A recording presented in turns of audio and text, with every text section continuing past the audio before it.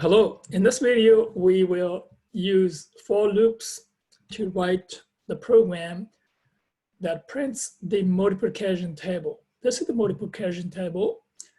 So here we have 6 times 7 is 42. 9 times 9 is 81. So we're gonna print this table. We're gonna write the program. First, we're going to print the header multiplication table. Then we're going to print this 1 to 9. So we can now write this for loop for I in range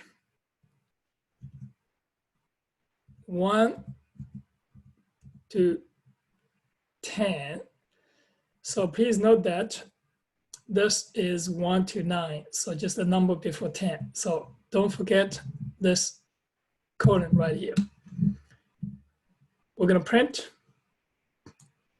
with this 2 space, then the number j, and this is, we're going to end with empty string.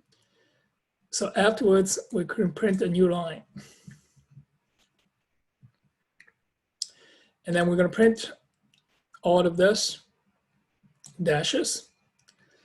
So now we're going to print the body of this table. The first one is this I. So this is 1 to 9. And for each I, we're going to look at the j from 1 to 9 and multiply I and j to get the entries in the table. So we're going to write for I in range 1 to 10, print I, then a vertical bar, and now for j is this from 1 to 9. We're going to print ij, so we're going to format is 4 positions, decimal integer, and that is each of this. So this is 1, 2, 3, 4.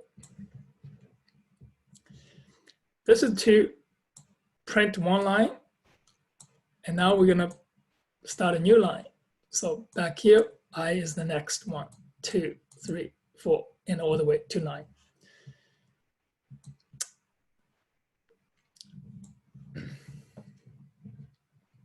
So please be aware that a nested loop may take a long time to run.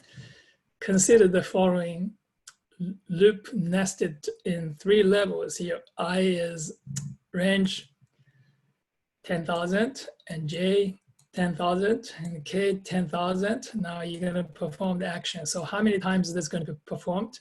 That's going to be this 1 billion times. If it takes 1 millisecond to perform the action, the total time to run the loop would be more than 277 hours. That is all for this example on nested loops.